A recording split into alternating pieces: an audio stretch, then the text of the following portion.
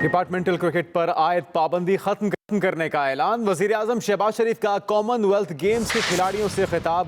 कहा कि क्रिकेट पर लगाई डिपार्टमेंटल पाबंदी हटा रहे हैं। वज़ीर-ए-आज़म का अरशद नदीम समेत तमाम खिलाड़ियों के मुतालबात पूरे करने का भी वादा। स्पोर्ट्स एडिटर जाहिद मकसूद साहब हमारे साथ मौजूद हैं, उनसे इस बारे में बात करते हैं। जाहिद साहब, कितना खुशाइंद है डिपार्टमेंटल क्रिकेट पर आयद पाबंदी खत्म कर दी गई? देखें जुनैद, स्पोर्ट्स की दुनिया में के लिहाज से तो ये एक बड़ी खबर है, क्योंकि आज जो फंक्शन था वज़ीर आज़म शहबाज शरीफ ने उन प्लेयर्स को दावत दी थी कॉमनवेल्थ गेम्स और इस्लामिक सॉलिडरिटी गेम्स में जिन्होंने मेडल लिए थे, जहां पे अरशद अमीन एथलीट हैं जिन्होंने 2 गोल्ड मेडल लिए थे। नूर दस्तगीर भट्ट ने वेट लिफ्टिंग में गोल्ड मेडल लिया था और बाकी प्लेयर भी मौजूद थे। वहाँ उन्होंने मुतालबे रखे थे कुछ, और उसके जवाब में जब वज़ीर आज़म शहबाज शरीफ ने तकरीर की तो उन डिमांड्स में एक ये भी था कि डिपार्टमेंटल स्पोर्ट्स को बहाल किया जाए। इमरान खान जब इक़्तिदार में आए थे, वज़ीर आज़म बने थे, वो इससे पहले जब वज़ीर आज़म नहीं भी बने थे तो उनका एक आइडिया था कि डिपार्टमेंटल क्रिकेट नहीं होनी चाहिए, शहरों के दरमियान क्रिकेट होना चाहिए। वो ऑस्ट्रेलिया का एक जो है ना सिस्टम लाकर यहाँ पे नाफज करना चाहते थे, क्रिकेट भी और दूसरी गेम्स भी। फिर उन्होंने आहिस्ता आहिस्ता जब महसूस किया डिपार्टमेंट्स ने, बैंकों ने, जिनकी टीमें थी, तो तमाम स्पोर्ट्स जो है बहुत मुतासर हुई। खास तौर पर क्रिकेट सबसे ज्यादा मुतासर हुई। हॉकी के चंद एक डिपार्टमेंट थे जिनमें प्लेयर मौजूद थे। डिपार्टमेंट्स ने ये किया था कि बहुत से डिपार्टमेंट्स ने जो रेगुलर प्लेयर्स थे उनको ड्यूटियों पर भेज दिया, जो कॉन्ट्रैक्ट पे प्लेयर्स थे उनकी बिल्कुल उनको जॉब से फारग कर दिया गया था। और जहीराबाद से लेके जावेद मियांदाद तक जितने भी बड़े पाकिस्तान के प्लेयर्स हैं, और उनका उस वक्त भी तनकीद करते थे दबे लफ्जों में, बाद में खुले लफ्जों में भी करते थे कि जब तक डिपार्टमेंटल स्पोर्ट्स बहाल नहीं होगी हमारी स्पोर्ट्स, क्योंकि इससे पहले जब पाकिस्तान वर्ल्ड कप जीता क्रिकेट में और जब दूसरी स्पोर्ट्स थी तो उसमें भी नाम पैदा किया पाकिस्तान ने, गोल्ड मेडल्स भी लिए, सिल्वर मेडल भी लिए, ब्रॉन्ज मेडल भी लिए। और इस तरह से मैं कहना चाहिए एक देरीना मुतालबा था बहुत ज्यादा प्लेयर्स का, क्योंकि जो लेजेंड अब हैं, जो इमरान के साथ थे, पीटीआई से वाबस्ता थे और या इमरान के करीब थे, वो तो दबे लफ्जों में खामोशी से इसका इजहार नहीं करते थे। और लेकिन बाकी प्लेयर खुलकर बात करते थे कि डिपार्टमेंटल स्पोर्ट्स को होना चाहिए, क्योंकि पाकिस्तान आर्मी की जो टीम है वो अलग मौजूद है, उनका एक अलग सिस्टम है।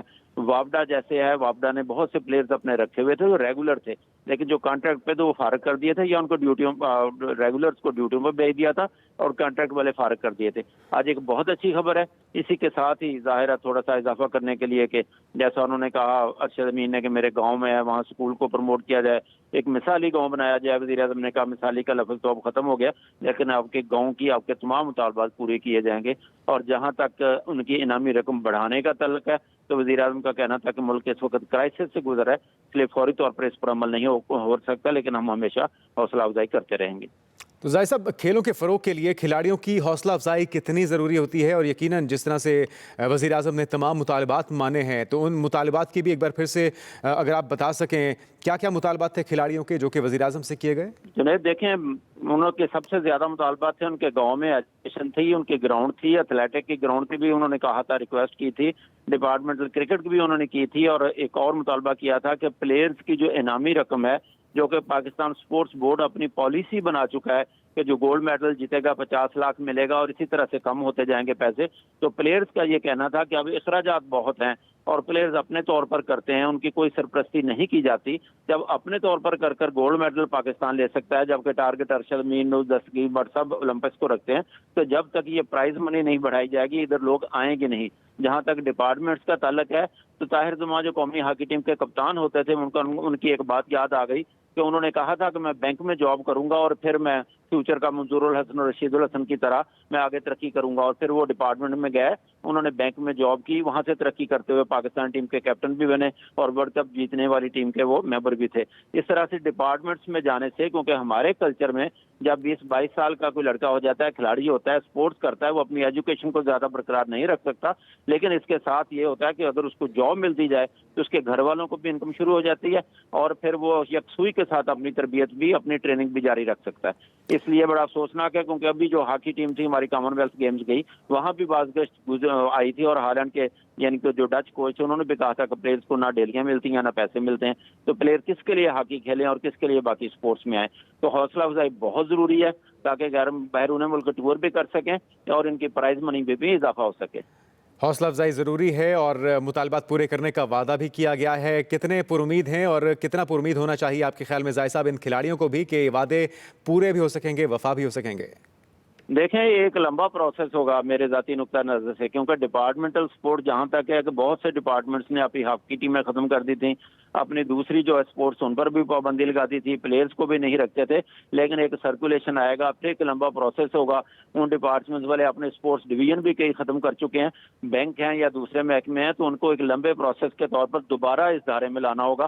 फिर ये देखना होगा कि नेक्स्ट इलेक्शन कब होते हैं और अगले इलेक्शन में कौन सी हुकूमत बनती है और किधर जाती है। लेकिन मैं ज़ाती तौर पर समझता हूं कि शहबाज शरीफ साहब का आज का बयान बहुत अच्छा है और स्पोर्ट्स की दुनिया में यकीनन इसको खुशाइंद कहा जाएगा कि डिपार्टमेंट, बैंक, जितने भी अदारे हैं, पाकिस्तान रेलवे, बड़े बड़े, उनमें एक जो है दोबारा उनकी जॉब्स बहाल होंगी और बेहतर ट्रेनिंग के साथ फिर एक कंपटीशन देखने को मिलेगा। अच्छा जाहिर साहब, अभी तक हम पाकिस्तान में अनफॉर्चुनेटली ये देखते रहे हैं कि जो मेडल हासिल करते हैं खिलाड़ी, उन्हें हाईलाइट किया जाता है, फिर उनके मुतालबात यकीनी तौर पे सुने भी जाते हैं। लेकिन ऐसे वो क्या इकदाम हैं जो अपने तौर पे गवर्नमेंट को खेलों के लिए, खेलों के फ़रोग के लिए और उसमें सितारे पैदा करने के लिए करने चाहिए? देखिए, सबसे बड़ी बात तो ये फेडरेशन हैं जो मतवाजी और पैरेलल मतवाजी बनी हुई हैं फेडरेशन, उनका भी कुछ ना कुछ करना पड़ेगा। बहुत से को केस जो है वो अदालतों में पेंडिंग है, जिसका जी चाहता है एक अलग फेडरेशन बनाकर बैठ जाता है। पीओए के अंडर जितनी फेडरेशन 28 या 30 आती हैं, उसके अलावा भी 15-16 फेडरेशन बन चुकी हैं।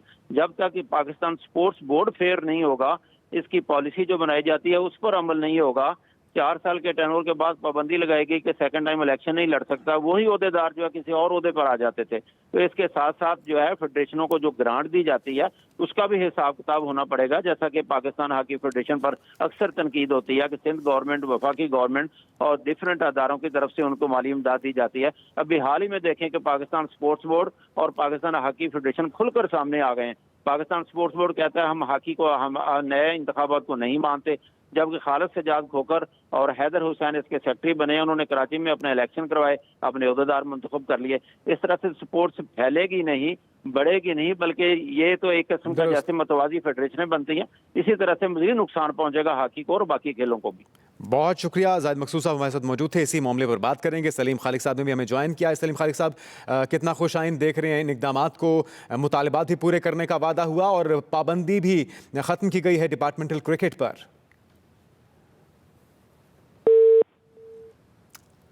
सलीम खालिक साहब से हम दोबारा रब्ता करने की कोशिश करेंगे। आज तकरीब का इनेकाद किया गया था उन खिलाड़ियों के एजाज़ में जिन्होंने कॉमनवेल्थ गेम्स में नुमाया कारकर्दगी दिखाई, gold medal, silver medal, bronze medal हासिल किए। और इस मौके पर डिपार्टमेंटल क्रिकेट पर आयद पाबंदी ख़त्म करने का ऐलान हुआ।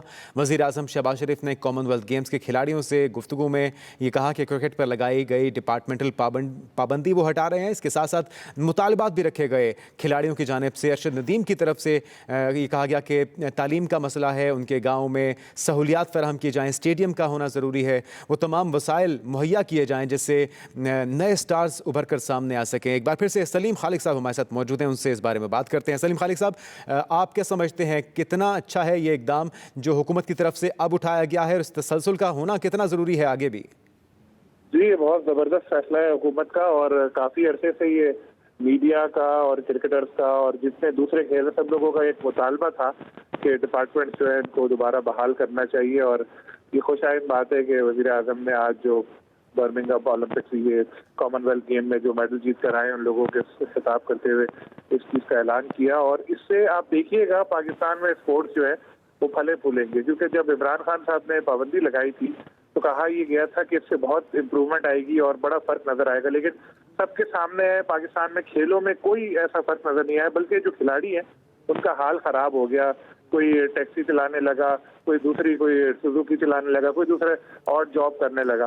तो अब जब दोबारा ये है तो सिर्फ ऐलान नहीं करना चाहिए वज़ीर आज़म को, अब चाहिए कि जो डिपार्टमेंट्स जिनकी पहले टीमें थी उनको बोला भी जाए कि उनके ऊपर जोर डाला जाए कि भाई दोबारा टीमें बनाओ और दोबारा से लोगों को मुलाजमतें दो, ताकि फिर टैलेंट सामने आएगा। अभी देखें हमारे यहाँ ज़्यादातर क्रिकेटर्स या हॉकी में या दूसरे गेम्स में जो लड़के आते हैं वो इतने ज़्यादा अमीर घरानों की नहीं होते, तो उनको अट्रैक्शन खेलों में यही थी कि वो आएंगे, पैसा कमाएंगे, साथ में फिर मुल्क का नाम भी रोशन करेंगे। लेकिन जब ये चीज़ खत्म हुई उसके बाद जो गरीब है वो रोटी खाएगा या क्रिकेट खेलेगा या हॉकी खेलेगा, तो बहुत सारे नौजवान जो है दूर हो गए।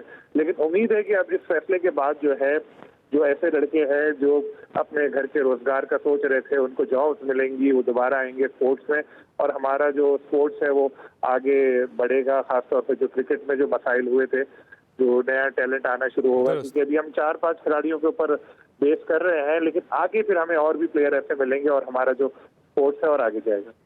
इंशाल्लाह ये स्पोर्ट्स आगे जाएगा और खिलाड़ी इस तरह की हौसला अफजाई से यकीनन बेहतर परफॉर्म कर सकेंगे। सलीम खालिक साहब, जाहिद मकसूद साहब, आप दोनों ने इजहार ख्याल किया, आप दोनों का बहुत शुक्रिया।